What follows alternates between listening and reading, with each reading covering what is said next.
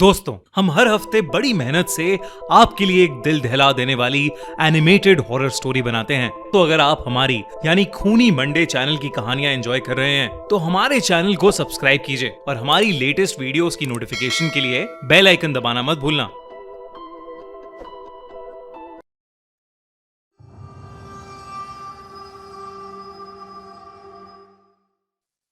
राजा साहब haunted palace. ये कहानी रवि नाम के एक क्रिमिनल के साथ हुई एक रियल स्टोरी पर बेस्ड है।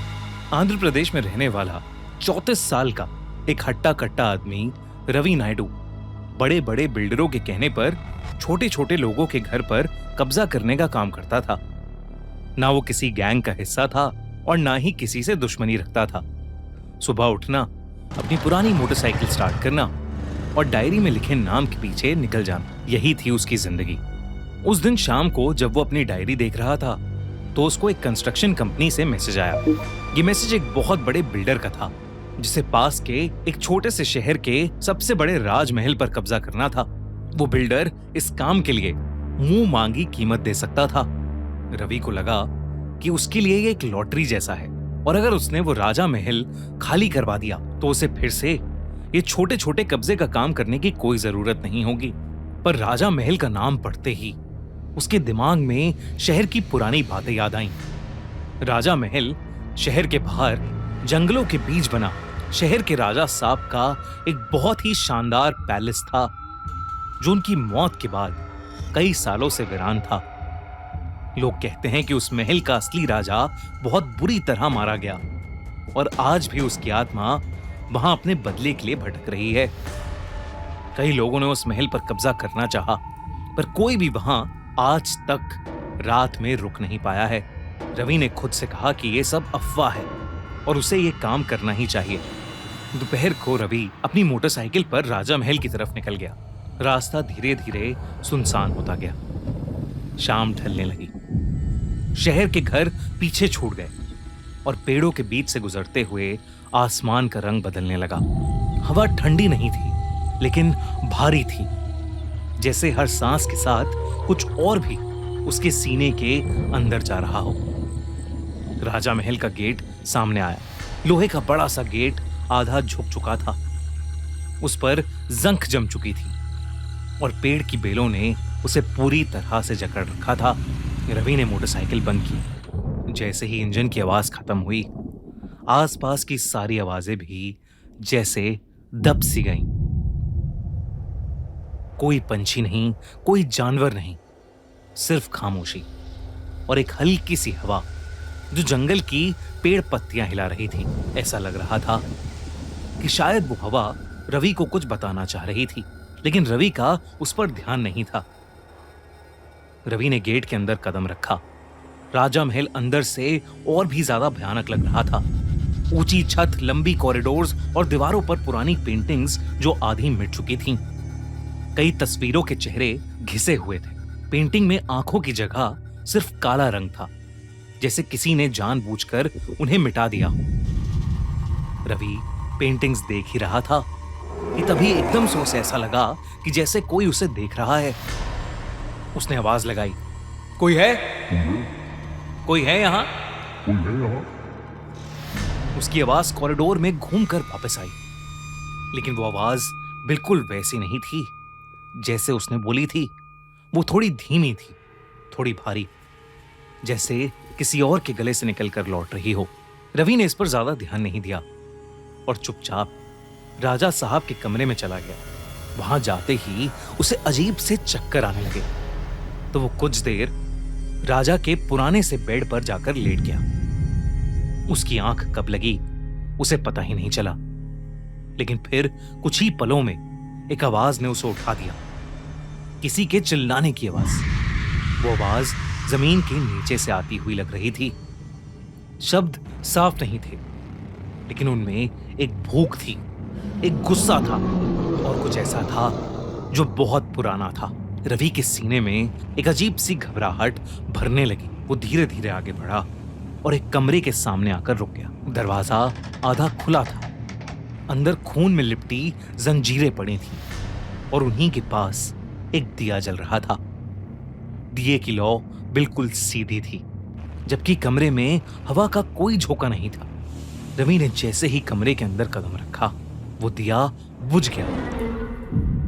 अंधेरा इतना घना हो गया कि रवि को कुछ नजर नहीं आ रहा था। उस पल रवि को पहली बार लगा कि शायद यहां आकर उससे एक बहुत बड़ी गलती हो गई है। कुछ ही पलों में फिर एक आवाज आई। रवि के कान के बिल्कुल पास किसी ने कहा, तू यहाँ कब्जा करने आया है? रवि ने पीछे मुड़ना चाहा, लेकिन उसके पैर जैसे जम गए थे। उसकी सांसें तेज हो गईं और दिल जोर जोर से धड़कने लगा। अंधेरे में धीरे धीरे एक अजीब सी चीज उभरी। वो आदमी जैसी थी, लेकिन पूरी तरह नहीं। उसका शरीर काले धुएं जैसा लग रहा था। चेहरे पर आंखों की जगह सिर्फ गहरी खाली जगह थी। उस आदमी के हाथ में एक पुराना यंत्र था, जिसमें सूखे बाल और छोटी छोटी हड्डियां बंधी हुई थीं। फिर उस आदमी की परछाई से एक हंसी की आवाज आई, बहुत धीमी सी हंसी। धीरे धीरे वो धुआं उस आदमी की परछाई एक भयानक तांत्रिक में बदल गई। उस तांत्रिक ने कहा कि वो भी कभी कर्ज में था। उसने बताया कि इस महल के राजा ने उससे उसका हिसाब देने को कहा था। राजा ने उसे काले तंत्र, बलि और खून के कामों के लिए राज्य से निकाल दिया था। और फिर अचानक से वो कमरा बदलने लगा। रवि ने देखा कि राजा महल अपने पुराने रूप में आ गया था। दीवारों पर रोशनी थी, सामने एक राजा खड़ा था, लेकिन जंजीरों में जकड़ा हुआ।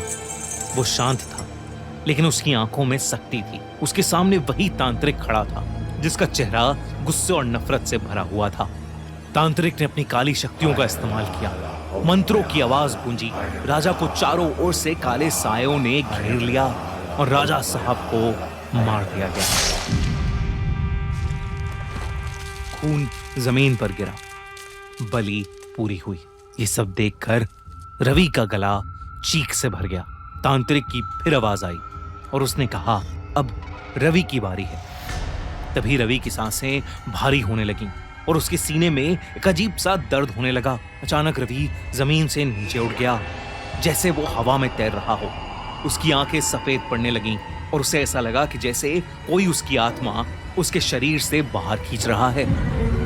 और तभी एक और आवाज आई। वो आवाज भारी थी, लेकिन शांत थी। राजा साहब की आत्मा रवि के सामने थी। उसका चेहरा खूनी नहीं था, उसमें सिर्फ दुख और कर्तव्य था। राजा ने कहा कि इस घर में और खून नहीं होगा। तांत्रिक चीखा और बोला कि रवि अब उसका शिकार है। तभी अचानक राजा की आकृति बड़ी होती चली गई और तांत्रिक के मंत्रों की आवाज टूटने लगी। दीवारें कांप उठी, अंधेरा जैसे चीखने लगा। तांत्रिक धीरे धीरे घूमने लगा, जैसे उसे कोई जबरदस्ती खींच रहा हो। रवि जमीन पर गिर गया। उस राजा का साया ठीक उसके सामने था।